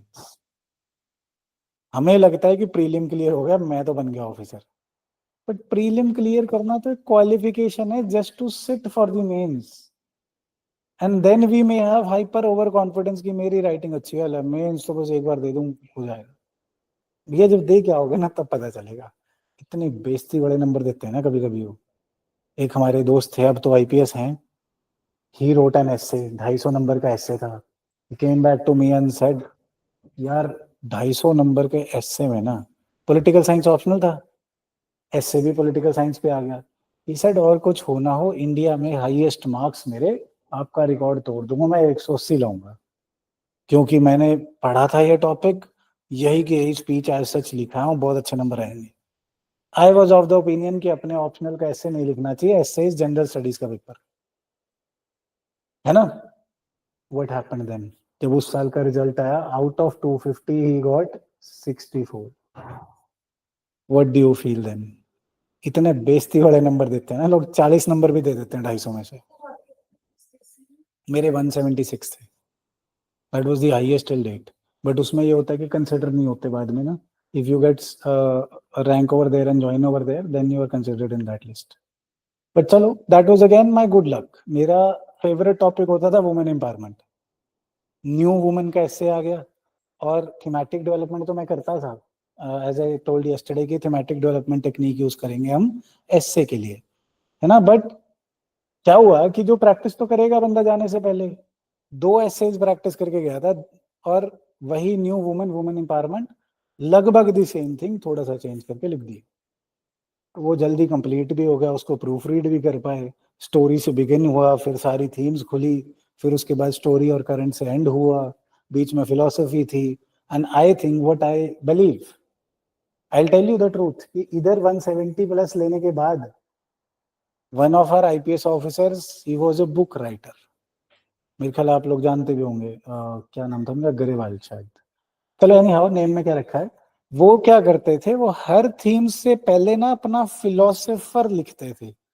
For example, अगर साइकोलॉजिकल थीम लिख रहे हैं तो सिगमंड फ्राइड का कुछ लिखेंगे, फिर साइकोलॉजिकल थीम चलेगी। नेक्स्ट टाइम आई ट्राइड, यार उसके टेम्पलेट पे ऐसे लिख के देखते हैं, and what did I get, 86। सो दोनों एंड्स पे रह चुके हैं हम, दैट्स द एडवांटेज, कि अब I know what to do and what not to do, है ना। कि दूसरे के महल को देख करके अपनी झोपड़ी नहीं तोड़ लेनी। So everybody again would have a definite style, even here the arts and science students will differ. ऐसे में क्या होता है कि जो आर्ट्स वाला स्टूडेंट है, या फिर जो भी ईक्यू जिसका हायर है, इमोशनल कोशेंट, वो मोर इमोशनल ऐसे लिख सकता है, उसको मैं अलग तरीके का ऐसे का रिस्क लेने को कहूंगा। बट जो साइंस बेंट ऑफ माइंड और रैशनल बेंट ऑफ माइंड वाला होगा, उसको स्ट्रिक्टली एक पैटर्न से ही फॉलो करके, कि भैया इंट्रोडक्शन डाल ली, डेफिनेशनल इंट्रोडक्शन डाल दी, अगर बात बन रही है, कोट है तो एक्सप्लेन कर दिया, उसके बाद उसकी थीम्स खोल के आगे कंक्लूजन सी कर दी, बस एक डेफिनेट पैटर्न। जो हायर ईक्यू या आर्ट्स वाली साइड से हमेशा से ऐसी चीजें लिखता आया है, आई विल टेल हिम और her to take a risk, कि यार आप लोग स्टोरी बिल्ड करने की कोशिश करो, एटलीस्ट 4-5 ऐसे ऐसे लिख के देखो कि स्टोरी बिल्ड हो पा रही है। अगर स्टोरी में आप ऐसे को, बेसिकली आपने ना एग्जामिनर से ऐसे में बात करनी, ऐसे कौन चेक कर रहा है, इंग्लिश का टीचर, है ना। तो इंग्लिश का टीचर स्कूल वाला इमेजिन करो, what do you require, an emotion based SC. SC का प्राइमरली हम बात करते हैं, जस्ट अ मिनट, एससी का सिलेबस हम लोग ना देखते नहीं है कभी, so give me a minute. SC का सिलेबस देखो, candidates may be required to write essays on multiple topics. They will be expected to keep closely to the subject of the essay, to arrange their ideas in orderly fashion, and to write concisely. Credit will be given for effective and exact expression. ये syllabus हम लोग सोचते ही नहीं कि S A का भी syllabus है, but requirements देखो, जो चेक करेगा पेपर वो सिलेबस तो देखेगा ना भैया, रिक्वायरमेंट क्या है। So this is actually where majority of us fall apart. We cannot keep close to the topic. For example, मैं अभी भी बोलता हूँ, पहले ऐसे आपके लिखने को दूंगा वुमेन एम्पावरमेंट, मिथ और रियलिटी, और 99% मेरे कहने के बाद भी ये कंक्लूजन करोगे कि वुमेन एम्पावरमेंट ऐसे ऐसे होना चाहिए, जबकि टॉपिक पूछ रहा है मिस है कि रियलिटी है। आप लोग कहानी वानी बना के एंड में ही वे फॉरवर्ड लिख के दे दोगे मुझे कि भैया वुमेन के लिए होना चाहिए, वुमेन के लिए होना चाहिए। एट मोस्ट लास्ट में कोट सा डाल दोगे वुमेन आर गुड, और वही जो अपना टू फेदर्स वाला था कि टू विंग से उड़ता है देश, एक से नहीं उड़ सकता, विवेकानंद जी का कोट है कुछ। But what happens, we forget कि हमें टॉपिक के पास रहना था, स्पेशली इंट्रोडक्शन और कंक्लूजन में टॉपिक के साथ रहना था। कैसे? In an orderly fashion. ऐसा नहीं होना चाहिए कि हम पॉलिटिकल थीम लिख रहे थे भैया, 2 लेवल्स लिख दिए, पार्लियामेंट और सॉरी सेंटर और स्टेट, उसके बाद इकोनॉमिक थीम शुरू कर दी, फिर याद आया ओ यार लोकल थीम तो रहेगी, लोकल बाद में घुसा दी। सो दिस विल जिगजैग, घूमना भागना नहीं है। बहुत सारे ऐसे जैसे होते हैं कि हमें लिखने के बाद जो पढ़ने वाला होता है उसे लगता है कहना क्या चाहते हो। Remember that dialogue from Three Idiots कि कहना क्या चाह रहे हो, वो नहीं होना चाहिए। ना ही ओवर फ्लारी लैंग्वेज, कईयों को स्कूल से आदत होती है जिसकी इंग्लिश अच्छी हो कि ऐसी लैंग्वेज लिखूंगा कि चेक करने वाले को भी डिक्शनरी खोलनी पड़ेगी ये लिखा गया है इसने। We are not suppose to challenge them, we are suppose to make their evaluation easier. और आप लोग इस प्रोसेस को समझ के देखो, जो आंसर हिंट बनाएगा वो इस एस्से में क्या ढूंढ रहा होगा, and provided that you know कि वो इंग्लिश का टीचर है, इंग्लिश का प्रोफेसर है, right? So we should be very, very thoughtful and hopeful of these things. Right? Coming back, mains के ऑप्शनल का पैटर्न एक बार फिर देख लेना। इधर I also faltered once upon a time कि यहाँ पे जीएस में तो सारे पेपर ऐसे आते हैं लगभग, आपको 10 क्वेश्चन मिलते हैं 10 मार्कर। कितनी वर्ड लिमिट होती है इसकी? 150। एंड 15 क्वेश्चन मिलते, सॉरी 10 क्वेश्चन मिलते हैं 15 मार्कर। इनकी कितनी वर्ड लिमिट है? 250, राइट? सो जीएस में तो 20 क्वेश्चंस है और all are compulsory, all have to be written. मैं इसमें डॉक्टर अप्रोच ये करता हूं कि यार पहले ये वाले करो, बिकॉज कैसी आंसर कम क्वेश्चन कम आंसर बुकलेट आती है, यहाँ क्वेश्चन छपा है, यहाँ आपको आंसर लिखना है, खाली जगह है, फिर अगले पेज 2 पेज बाद अगला क्वेश्चन छपा है, आपको जगह दिया, आंसर लिखना है, राइट? ऐसे ही 15 में। सो इसमें ये तो है नहीं कि पहले और बाद में हो जाएगा, स्पेस तो वही है। So here I would recommend, जब आप मेंस की प्रैक्टिस शुरू करेंगे कि यार ये वाले क्वेश्चन पहले करने हैं, ये मार्क्स हैवी हैं, क्योंकि इसमें बाद में टाइम कम ही रह जाए ना ऑब्वियसली। सो मार्क्स हैवी हैं तो पहले इसको अटेम्प्ट करना शुरू करो, first question and these questions. This is what is usually told by me to majority of the aspirants, although there are others कि जो बहुत तेज होते हैं वो आपके हिसाब से देख लेंगे इंडिविजुअली, बट नॉर्मली यही होता है कि यार पहला क्वेश्चन बाद में करना, बिकॉज उसमें अगर स्टार्ट ही बेकार हो गया, लगभग आपको 7 से 8 मिनट में 10 नंबर का क्वेश्चन करना है, 10 से 11 मिनट में, कई 12 भी बोलते हैं ऐसे, 10 से 11 मिनट में 15 नंबर का क्वेश्चन करना है। तो पहला ही सवाल अगर 7 मिनट की जगह 10 मिनट में हो गया ना, तो आप कैचअप ही खेलते रहोगे और आपका पेपर पूरा नहीं होगा। This is what I have seen through out the years. So I usually recommend, जो थोड़ी अगेन उल्टी बात है, थोड़े तरीके उल्टे हैं हमारे, कि पहला सवाल वो करो जो आपको नहीं आता। 20 में से एक आधा सवाल तो होगा जो नहीं आता, वो 7 की जगह 4 मिनट में करके पास से करो। एक सवाल हो गया, टाइम लिमिट सही, अब 15 पे आ जाओ, अब आराम आराम से अपना पूरा 10-11 मिनट में एक एक सवाल करते चलो। सोचने के लिए क्या कर लोगे सोच के? You have a fresh mind, सोचो और लिख दो, थीमेटिक डिवीजन कर दो। This will be a specific practice. What I do is, जब मेंस की तैयारी हम कर रहे हैं तो पहले कुछ आंसर्स ऐसे लिखते हैं, जब आंसर राइटिंग का जमाना आता है कि डेली आंसर राइटिंग कर रहे हैं, पहले आप बिना टॉपिक को जाने आंसर लिख रहे हो जो नहीं आता। एंड एक्चुअली ज्यादा नंबर लेने का आइडिया यही है, 20 में से चलो 14-15 आपको आते हैं, मतलब कुछ लिख सकते हो, 2-3 आंसर वो हैं, 1-2 क्वेश्चन तो पक्का वो है जो आपने सोचा ये पॉलिसी तो मैंने पढ़ी नहीं थी। फॉर एग्जाम्पल आजकल पीएम ई ड्राइव चल रही है, तो ई ड्राइव पे सवाल आ गया, आपने पढ़ी नहीं, तो उसको आंसर कैसे लिखना है, that would also be taught, कि जो चीज नहीं आती। This is actually my speciality, prelim में भी जो आंसर नहीं आता उसे कैसे करना है, मेंस में भी जो आंसर नहीं लिखना आता उसे कैसे लिखना है ना। इंफॉर्मेशन देना और पढ़ाना तो सिंपल है यार, गूगल देख लो, पढ़ लो। This is what is to be taught कि यार जो चीज नहीं आ रही, पेपर उसी पे निकल रहा है प्राइमरली, चाहे वो प्रीलिम्स है चाहे वो मेंस है। जिसने प्रीलिम दिया है शायद वो अग्री करेंगे कि जो आता आता क्वेश्चन है उस पर प्रीलिम की कट ऑफ क्लियर हो ही नहीं सकती। डू यू अग्री और नॉट?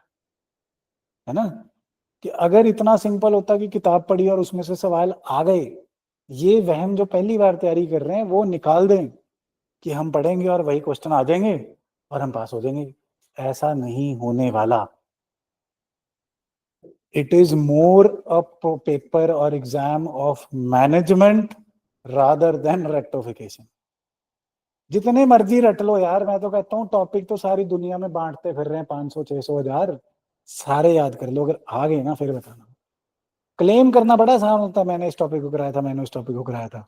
बाद में कुछ लोग अंडरलाइन करके भी देते हैं पीडीएफ में। आपको मिले होंगे कि टेलीग्राम पे पीडीएफ आ जाती है, चिट्टा चिट्टा अंडरलाइन होता है, इस पेज से आया था। और जिसने अंडरलाइन किया होता है ना वो खुद फेल हुआ होता है प्रीलिम में।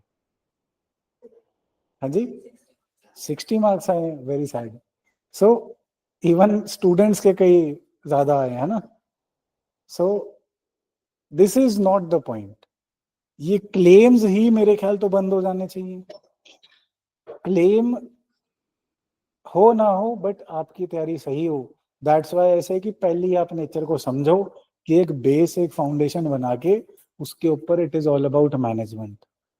ज्यादा बाल की खाल अगर आप भी उखाड़ने लगोगे यार, मेरे को अब इकोनॉमिक्स कराने वाले एक भाई बहुत फेमस हैं, नाम नहीं मैं लेता, बट लगभग 100 150 लेक्चर दे देते हैं। 4 4 घंटे का एक लेक्चर है, 150 के लेक्चर हैं और 2 करोड़ पीडीएफ हैं। फिर उसके बाद ये क्लेम है कि इसमें से सवाल आया है। आया भैया, बिल्कुल आया है। बट अगर बच्चा 450 500 घंटे साल में इकोनॉमिक्स ही पढ़ रहा है, तो आप ये लॉजिक लगाओ ना, जो 500 घंटे की क्लास है उसको याद करने को 1000 घंटे और लगेंगे। अगर 1000 घंटे और लग रहे हैं तो आपके 1500 घंटे लग गए साल में। एक साल की तैयारी है। अगर आप डेली क्लास के अपार्ट 300 दिन मान के 5 घंटे भी रोज पढ़ते हो तो एक ही सब्जेक्ट क्लियर हुआ। ऐसे तो फिर कितने कंपोनेंट्स हैं लगभग टोटल? 7 तो मेजर मान लो और 13 मान लो। 13 कंपोनेंट्स को 13 साल तैयारी कर लो। फिर उसके बाद पेपर दे देना। 13 14 साल में यही करते रहो। 1 साल इकोनॉमिक्स पढ़ ली, 1 साल पॉलिटी पढ़ ली, 1 साल ज्योग्राफी पढ़ ली, चलो 7 साल तो लगेंगे। 7 साल तैयारी करते रहो, फिर उसके बाद कर लो। So point is not at all, मैं क्लेम करता ही नहीं कि मैंने कराया था सवाल आ गया।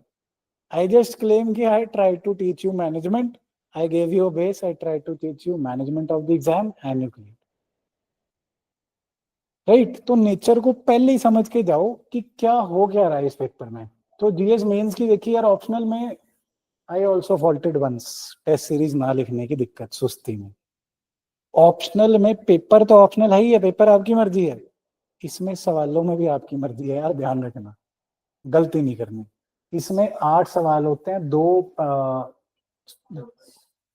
ए और बी में बांटा होता है ये 2 सेक्शंस में। पहले सेक्शंस में 1 से लेकर question number 1 to question number 5 होते हैं।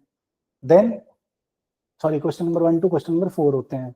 देन क्वेश्चन 5 टू क्वेश्चन 8 होते हैं।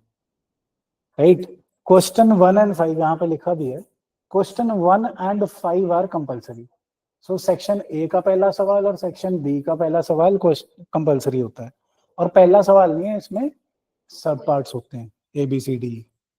राइट, ये सारे सब पार्ट्स कंपल्सरी होते हैं, पहला और 5वां सवाल तो करना ही करना है। देन इधर से कौन से बचे थे? दूसरा, तीसरा एंड चौथा। इधर से कौन से बचे? छठा, 7वां और 8वां। हर इस सवाल के 3 पार्ट, इस सवाल के 3 पार्ट, इसके 3 पार्ट, इसके 3 पार्ट, 3 एंड 3। तो आपको ये दो तो कंपल्सरी करने हैं, 2 हो गए। इन टोटल कितने करने हैं? 5। तो इन बचे हुए 6 में से कितने करने हैं जी? 3। But you have to choose 1 question at least from each section. ये नहीं है कि सारे ही कर दो, 6 7 8, 2 3 4। ये कर सकते हो कि हाँ ये कर दिया, पहला सेक्शन नहीं आता था इतना, बाकी ये कर दिया, इनमें से 1 कर दिया, 2 कर दिए, टोटल 5 करने हैं। तो इसमें क्या सोचने वाली बात है?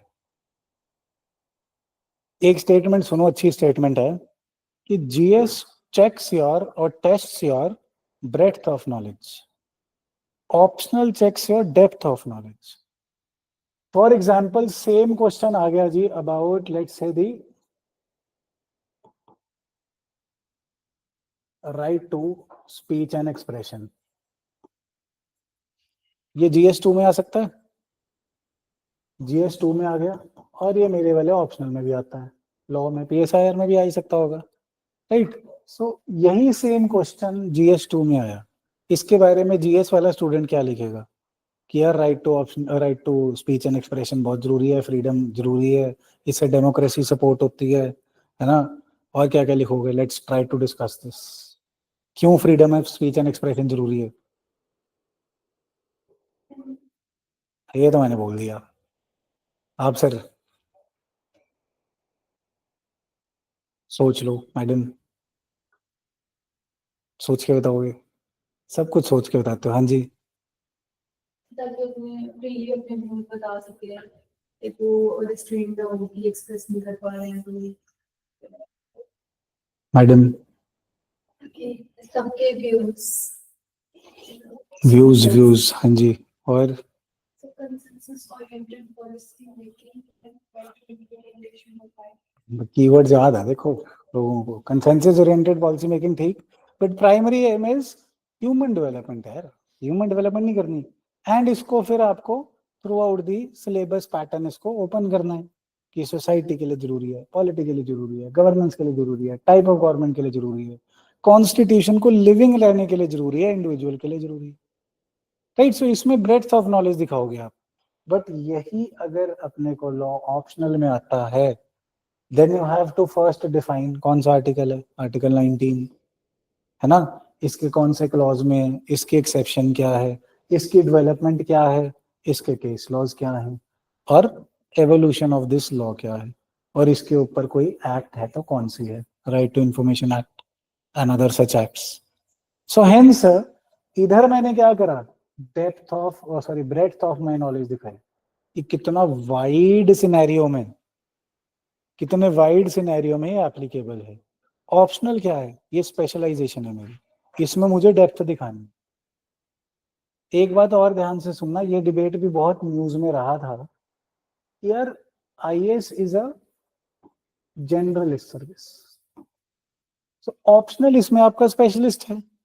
सो ऑप्शनल में आपने देखा कि आपको क्वेश्चन भी कुछ ही करने हैं, सारे नहीं करने, तो इससे एक डेरिवेशन ये आती है, जनरलिस्ट सर्विस पे आता हूं दोबारा, डेरिवेशन ये आ रही है कि ऑप्शनल के सिलेबस को आप एनालाइज करके पिक एंड चूज कर सकते हो, सारे के सारे को तैयार करने की जरूरत ही नहीं है।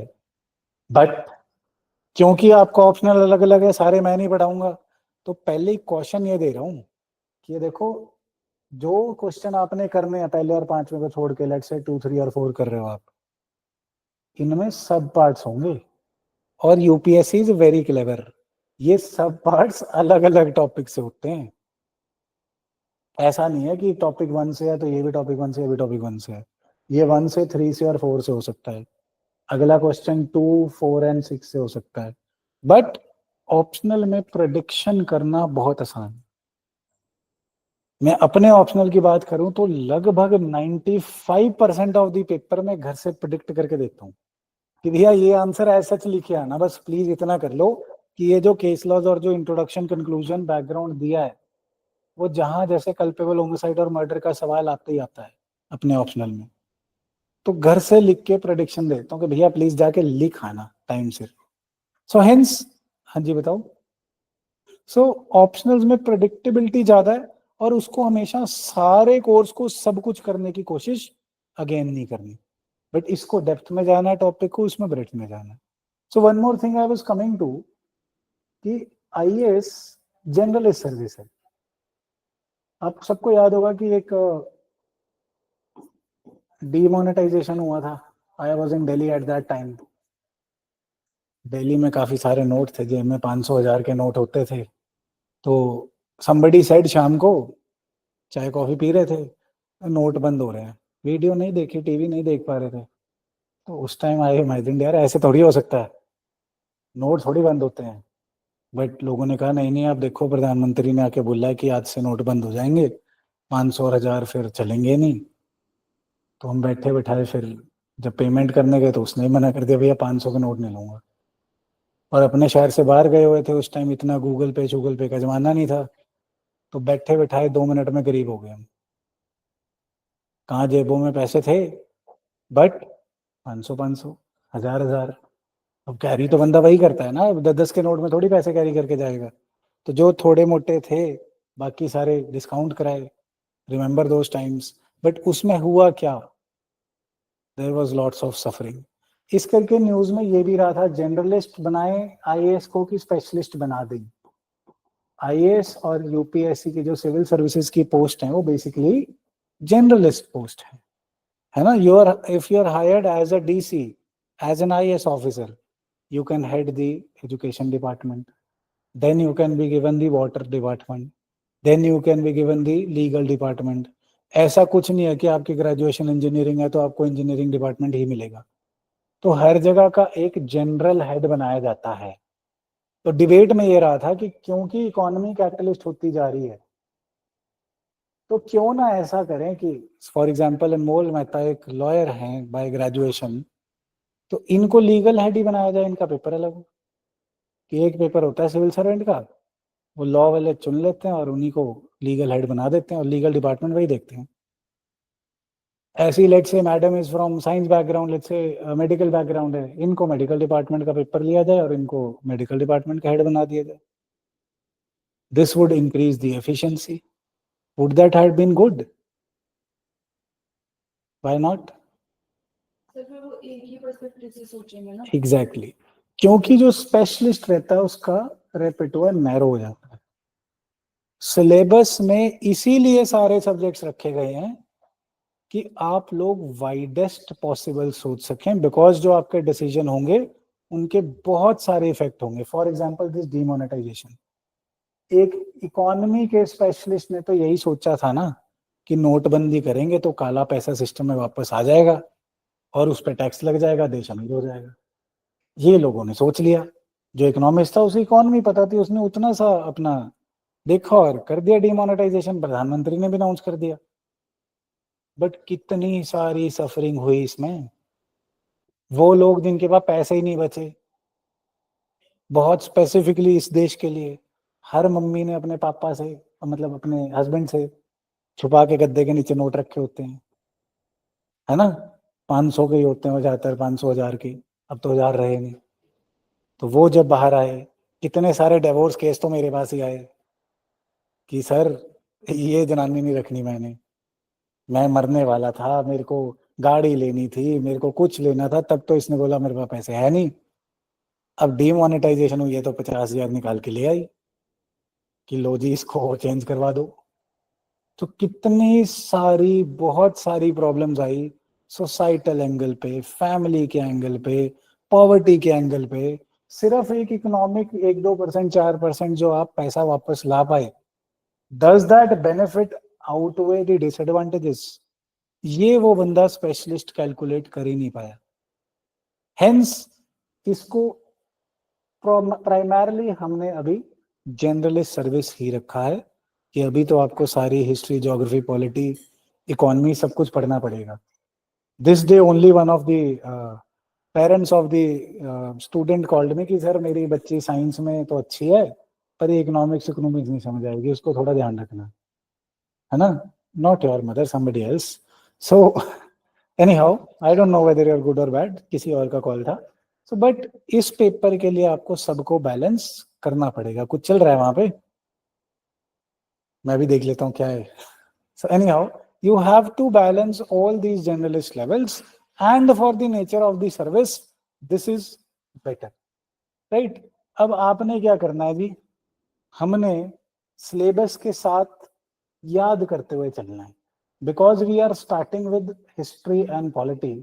मैं अपनी क्लासेस में स्टार्ट तो कराऊंगा सिलेबस के साथ, बट लेट्स प्रीएम्प्ट इट। हमारे एक रैंकर अब तो इंडिया फेमस हो गए, रोमन सैनी साहब, फर्स्ट अटेम्प्ट में रैंक 13 आया था, एज 21।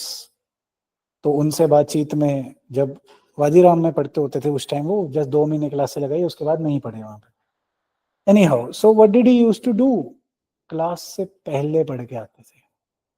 टीचर तो तंग होते थे, मैं तो तंग होऊंगा, बट आप लोग उससे आगे निकल जाओगे कि क्लास में आके मैं कुछ भी नहीं ना बोल पाऊं। You should be empowered, not me, कि मैं कोई टॉपिक लिख दूं जिसको आपको कुछ पता ही ना हो कि ये वाला कीड़ा वहां मिला है। अब मिला हो ना मिला हो आपको क्या पता। सो हेंस क्लास में you have to preempt कि ये होने वाला है पहले से। First thing to be done is syllabus पढ़ के आओ, राइट। सो हिस्ट्री और पॉलिटी का सिलेबस आपको कल की क्लास से पहले पढ़ के आना। पॉलिटी के लिए तो आई रिकमेंड GS2 का सिलेबस बहुत इजी है, I discuss it all, and उसको एज सच का एज सच, इवन जो अभी भी पुराने भी हो गए हैं उनको भी आई रिकमेंड कि अभी भी तैयारी करते हैं ना, सिलेबस को रोज रेफर करना है। एज सच याद होना चाहिए अपने को सिलेबस। यहाँ पे आइटम वो भी मिलेंगे जिन्होंने कोड बना रखे हैं सिलेबस के, कोड की जरूरत ही नहीं है, लॉजिक है यार, है ना, लॉजिकली याद हो जाता है। फॉर एग्जाम्पल ज्योग्राफिकल फिनोमिनल्स कौन से हैं, these ice caps, flora, fauna, earth, this over here, earthquake, tsunami, volcanic activity, cyclone। आप ध्यान से देखोगे तो क्वेश्चन प्री और मेंस में इन्हीं से आता है, एक्सेट्रा जो लिखा उससे कम आता है, बिकॉज जो सेट कर रहा है वो PYQ और सिलेबस ही तो देख रहा है। अर्थक्वेक, सुनामी और वॉल्केनिक एक्टिविटी से ज्यादा सवाल आने, डेफिनेट सी बात है।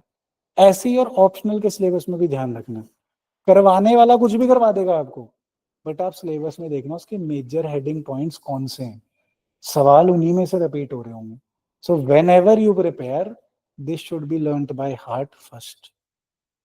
Even if you are already prepared it for let's say 50 years, but still you do not remember this syllabus, I would humbly request कि इसको as such याद होना चाहिए।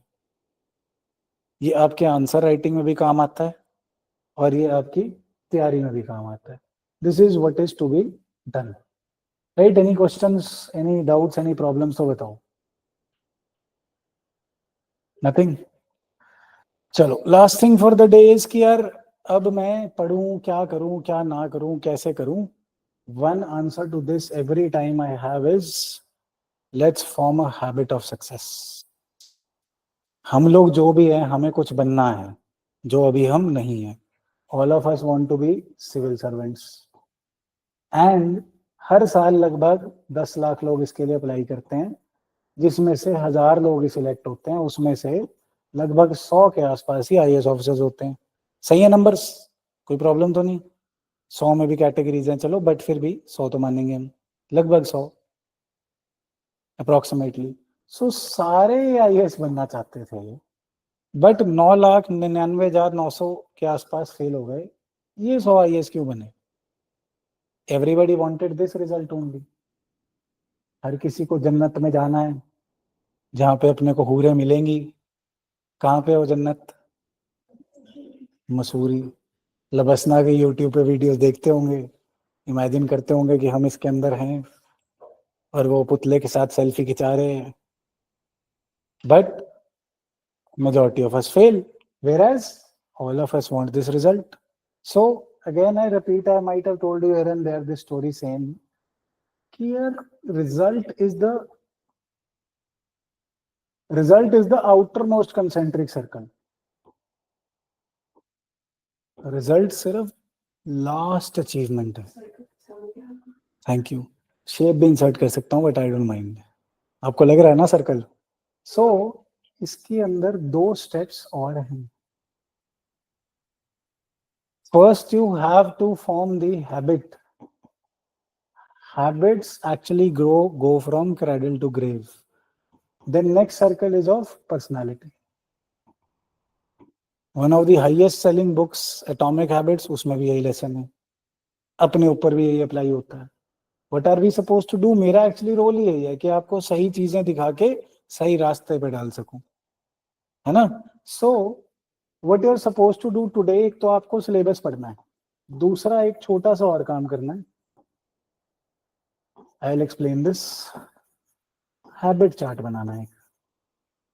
ये आप मेरे से शेयर करो ना करो, that's your right to privacy, but एक हैबिट चार्ट जरूर बनाना, right. So what is habit? Habit is what you do during the day. Habits can भी, किसी को हैबिट होती है कि सवेरे उठ के पहले सारे गुड मॉर्निंग्स को रिप्लाई करना है ना, जो जैसे जैसे टाइटल थे उनके, good morning dash, good morning dash, good morning dash. फिर उसके बाद इंस्टाग्राम खोलना है, फिर उसके बाद ब्रश करना है, फिर उसके बाद जो एक्सेट्रा एक्सेट्रा एक्सेट्रा। कईयों को उठ के बेड अपना क्लीन करके फिर उठने की आदत होती है। So it is all those habits. So 24 hours में जो आप प्रैक्टिसेस करते हैं, they can be either positive और negative. What do I mean by this? This is no charge in chemistry. This is कि मैं यहाँ पे खड़ा हूं, मुझे लवसना तक जाना है, उसके लिए मुझे पेपर क्लियर करना है। तो कौन सी वो हैबिट है जो मुझे उसकी तरफ लेके जाती है? That is positive. कौन सी वो हैबिट है जो मुझसे उससे दूर लेके जाती है? That is negative. For example, class में फोन चलाना is a negative habit, that should not be done, है ना? Then what is positive? यार ऐसा नहीं है कि मैं ब्रश कर रहा हूं तो पॉजिटिव नहीं है, सेहत तो जरूरी है।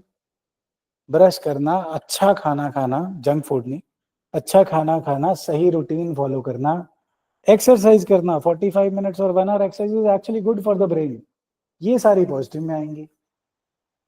नेगेटिव में क्या है? इंस्टाग्राम पे इन्फ्लुएंसर्स को देखना, दिलजीत दोसांझ के कंसर्ट में भाग जाना, 5-5 लाख की टिकट ले लेना वहां पे, और किताब ले लो यार उसकी जगह, right? So negative and positive habits होंगी। If you make a chart of your 24 hours, उसमें आपको देखना है 24 आवर्स में कि हम कितने टाइम, लेट्स से 12 घंटे भी अगर हम पॉजिटिव कर रहे हैं और 12 घंटे नेगेटिव कर रहे हैं, सो सक्सेस कि हम प्राइमरीली अपने 20 घंटे को पॉजिटिव में लगा सकें, राइट? 20 आवर्स को हम पॉजिटिव हैबिट्स में कर सकें, sleep included, sleep is included. I don't all दो से कि यार 8 घंटे सोना जरूरी, कोई जरूरी नहीं। देश का प्रधानमंत्री 4 घंटे सो रहा है, आप प्रधानमंत्री से बड़े हो? 8 घंटे सोऊंगा? 6-7 घंटे सो लो यार, सुस्तों का काम है 8 घंटे सोना, 10 घंटे सोना। दैट इज नॉट पर से, जवानी की उम्र है, अभी सोओगे तो जागोगे कब? अभी तो जागो ग्राहक जागो होना चाहिए कि कोई बात नहीं, मैं नहीं सोता, कोई कोई प्रॉब्लम नहीं। ये साइंटिफिकली सुस्तों की साइंस है ना, ये साइंस वाले 1 मिनट में बदल जाते हैं। फॉर एग्जाम्पल, हम लोग जब ब्लड डोनेशन करते हैं ना, हम ग्लास की बोतल रखते थे, इंडियंस के पास प्लास्टिक नहीं था, शीशे की बोतल में रखते थे। तो हमने वेस्टर्नर्स को कॉपी करके प्लास्टिक में रखना शुरू कर दिया कि दैट इज मोर सस्टेनेबल। अब वेस्टर्नर्स ने क्या करा? अब उन्होंने कहा इससे कैंसर फैलता है, वापिस आ जाओ, right? So I would personally suggest, I can not enforce, कि अभी वो उम्र नहीं है कि हम 8-9 घंटे सो रहे हैं। सो के तो प्रोडक्टिविटी कम हो रही है ना। Remain healthy, remain fit, eat good, you will not need to sleep more than 6-7 hours. 6-7 hours is more than enough. 8-10 घंटे क्यों सोना है? सुस्तों वाली आदत है ना कि मम्मी पापा दोपहर को सोते हैं, मैं भी सो जाता हूँ या मैं भी सो जाती हूँ। अरे भाई, बुढ़ापा थोड़ी आया अभी, अभी तो उठो, कुछ करो। इस उम्र में मैं भी तो कर ही रहा हूँ, दोपहर को जाग रहा हूँ। नहीं, you are much younger than me, very much, है ना? 40 साल छोटे हैं मेरे से, जबकि मैं भी 40 का नहीं हूँ। सो any how, this is again my suggestion. आपने करना क्या है, अपने हैबिट चार्ट में नेगेटिव एंड पॉजिटिव हैबिट्स को डिवाइड करके लिख लेना कि इतने घंटे मैं पॉजिटिव हैबिट कर रहा हूँ, इतने घंटे नेगेटिव कर रहा हूँ, so that we can move towards increasing the positive. This is the per se rule. Increase the positive habits and decrease the negative. अगर हम लगभग 20 घंटे भी पॉजिटिव पॉजिटिव स्लीप इंक्लूडेड कर पाए, सिर्फ पॉजिटिव हैबिट्स कि यार इंस्टाग्राम नहीं चलाना मेरे, उसके ऊपर हैबिट स्टैकिंग कैसे कंट्रोल करना बैड हैबिट्स को बताऊंगा। So if we are able to do this, then हमारी पर्सनैलिटी बन जाती है as a civil servant. Then what we imagine as a civil servant, imagine a district collector, वो कैसा होगा, कैसे उसने कपड़े पहने होंगे, कैसे वो बात करते होंगे, क्या वो टी शर्ट और चप्पल पहन के पढ़ा रहे होंगे? नहीं ना। What do you imagine an IAS officer to be like? कैसी उनकी पर्सनैलिटी होगी? आपको वो बनना है तो वैसे आपकी हैबिट और पर्सनैलिटी होगी, तो रिजल्ट अपने आप आ जाए। This is what I recommend to you कि आप इधर से ऐसे रिजल्ट की तरफ चलें रादर देन कि एक बार पेपर पास हो जाए फिर सिविल सर्वेंट बन जाएंगे। क्योंकि अगर सीधा सिर्फ रिजल्ट के पीछे भागेंगे तो पेपर तो पास होना मुश्किल है, बट अगर गलती से हो भी गया तो नौकरी में जाके आप फंस जाओगे। Then you will call your mother and father, mummy मैंने नहीं रहना, मेरे से नहीं हो रहा, मैं रिजाइन करके आ जाऊं। Civil servants also commit suicide. You might have seen, अभी एक सीनियर डीआईजी ने करा है, पीछे एक आईएएस ऑफिसर ने करा था। सो what is happening, they do not have this personality. So I would recommend the proper way कि पॉजिटिव हैबिट्स को लेके आओ। एक सिविल सर्वेंट को इमेजिन करो, सबसे पहले आज जाके हैबिट चार्ट बना लो। मेरे से शेयर करना मत करना वो आपकी मर्जी है। नेगेटिव हैबिट्स को कैसे कंट्रोल करना है, हैबिट्स ट्रैकिंग कैसे करते होते हैं, वो सारी चीजें नेक्स्ट टाइम करेंगे जब आप हैबिट चार्ट बना लो। Right, that's it for today and I leave you here. कोई सवाल हो, कोई डाउट हो तो बताओ। Any doubts, any questions? Nothing. So कल से फिर जीएस की टॉपिक वाइज क्लासें स्टार्ट हैं जी।